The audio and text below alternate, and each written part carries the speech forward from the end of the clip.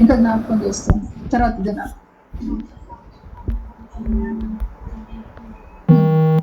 మన మనస్సు నిర్మలమైతే గొప్ప సాక్షి సమూహముగా బ్రతుకు. ఆ నిర్మలం ఏ రీతిగా అయిందంటే దేవుని యొక్క ఉపదేశం చేత, దేవుని యొక్క ఉపదేశం నిర్మలం అవుతుంది.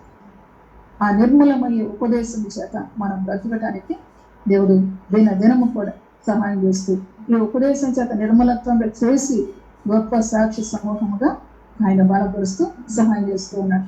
ఈ దినాన్ని కూడా దేవుడు చెప్పే మాటలు వినేదానికి ముందుగా ఇంకొక దినాన్ని దేవుడు మనకు నేర్పిస్తాడు.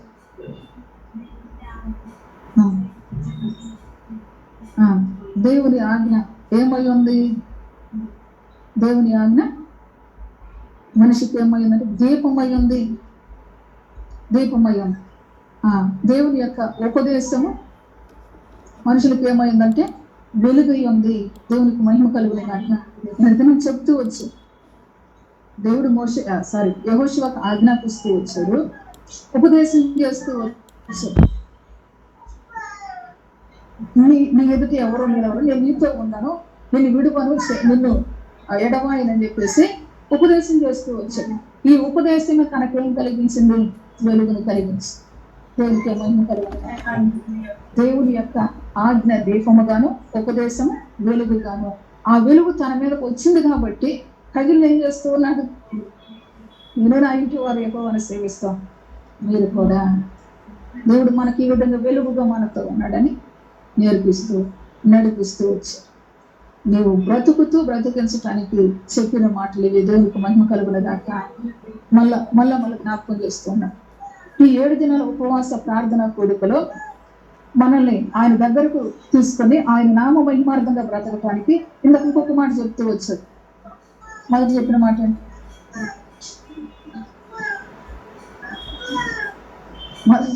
ఏంటి? ఆయన పనిలో పాలు భావిస్తాం. దేవునికి మహిమ కలుగుతుంది. ఆయన పనిలో పాలు భావిస్తాం. అందరూ ఆయన పని చేసేవారిగా ఉండాలి. ఏ రీతిగా ఆయన పని చేసేవారిగా ఉండాలో దేవుడు మనకు జ్ఞాపకం చేసి ఆయనే సహాయం చేసి ఆయనే మహిమ పొందునుగాక. దేవునికి మహిమ కలుగునుగాక. పరిశుద్ధ లేఖనాలు మనం నేర్చుకుంటూ వచ్చాం. ప్రభు యొక్క వాక్యాన్ని లేవీలు దేవుని పక్షంగా చేరిన వారిగా ఉన్నారు. దేవుడు లేవీల పక్షంగా చేరినట్టు మనం పరిశుద్ధ గ్రంథంలో చూస్తూ ఉంటున్నాం. అయితే ఈ చేరిన ప్రజలను దేవుడు ఏం చేసుకున్నాడంటే ప్రత్యేకించుకున్నాడు. దేవునికి మహిమ కలుగునుగాక. తన పని కొరకు ప్రత్యేకించుకున్నట్టుగా పరిశుద్ధ లేఖనాలు సెలవిస్తూ ఉంటున్నాయి.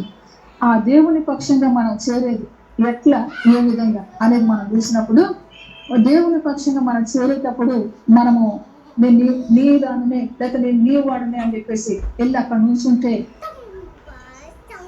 అయిపోతామా అంటే ఇదేం ఖో ఆట కాదు, ఇదేం కబడ్డీ ఆట కాదు, లేకపోతే ఇది రన్నింగ్ రేస్ కాదు. ఇది దేవునితో పరిగెత్తే జీవితం, దేవునితో సహవాసం చేసే జీవితం, దేవునితో యాత్ర చేసే జీవితం. కాబట్టి ఈ జీవితంలో మనం ఏ విధంగా ఉండాలో మనకు జ్ఞాపకం చేస్తూ ప్రభు సహాయం చేస్తూ ఉన్నట్టు దేవునికి మహిమ కలిగి దేవుని పక్షంగా ఎవరుంటారో వారు రండి అన్నప్పుడు మోషే దేవుని పక్షంగా ఎవరు లేచారంటే లేవీలు లేస్తూ వచ్చారు. లేవి ఎవరు? యాకోబు యొక్క కుమారుడు ఇస్రాయేల్. అయితే ఈ యాకోబు యొక్క కుమారుడు లేవి. ఈ లేవి గోత్రంలో నుంచి వచ్చిన వారే ఈ మోషే, అహరోను. దేవునికి మహిమ కలుగును. లేవికి ఎంతమంది కుమారులు?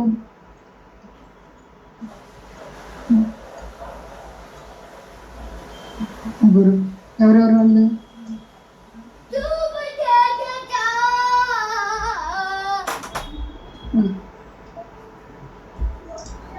చూడండి పరిశుద్ధ గ్రంథం మీద చూడండి.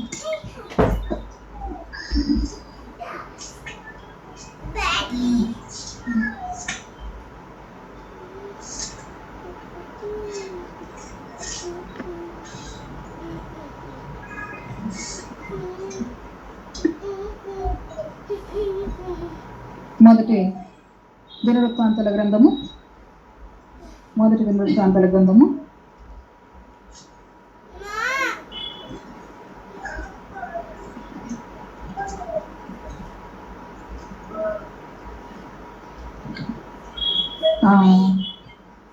6వ వచనాన్ని ఒకసారి చదువు. సారీ, నెంబర్ చెప్పలేదు కదా. 23 అధ్యాయము, మొదటి దినవృత్తాంతాల గ్రంథము 23 అధ్యాయము.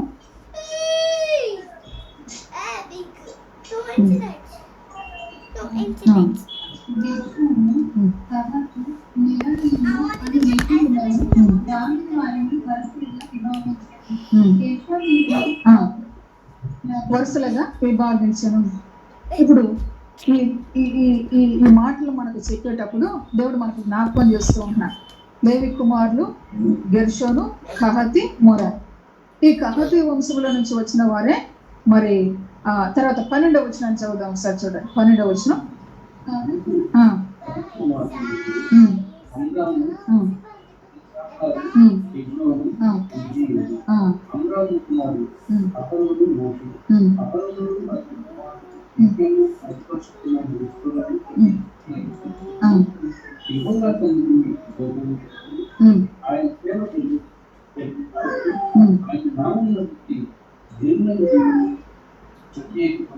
దేవునికి మహిమ కలిగినగాక. దేవుడు తన పక్షంగా వచ్చిన వారిని వారి పక్షంగా ఆయన నిలిచి ఆయన నామ మహిమార్థంగా వారిని ఏం చేస్తూ ఉన్నాడంటే వాడుకుంటూ ఉన్నాడు. దేవునికి మహిమ కలుగునుగాక. చాలా జాగ్రత్తగా ప్రభు మాటలు మనం విందాం. మొట్టమొదటి మాటే చెప్తూ వచ్చు, ఈ సహవాసంలో మనం ఎందుకు పెంచుతూ ఉన్నాడంటే మనము దేవుని కొరకు వాడబడటానికి. దేవునికి మహిమ కలుగునుగాక. దేవుని యొక్క పని కొరకు ఇస్తూ ఉన్నాడంటే ఆ వంశపు వారు ఆయన పక్షంగా వచ్చినప్పుడు ఆ వంశంలో ఉన్న వారిని ఏం చేస్తూ ఉన్నాడంటే ఆ గోత్రంలో ఉన్న వారిని దేవుడు తన కొరకు ఏర్పాటు చేస్తుంది. తన నామ మహిమార్థంగా బలపరుస్తూ ఉన్నట్టుగా దేవుని యొక్క లేఖనాలు సెలవిస్తూ ఉన్నాయి. దేవునికి మహిమ కలుగుగాక. ఇక్కడ చదువుతూ వచ్చాం. కహతు కుమారులు, లేవి కుమారులు గెర్షోను, కహతు, మొరారు. ఈ కహతు కుమారులు అమ్రాము, ఇస్సాహారు, హెబ్రోను, ఉజ్జియేలు. ఏం చెప్పకూడదు.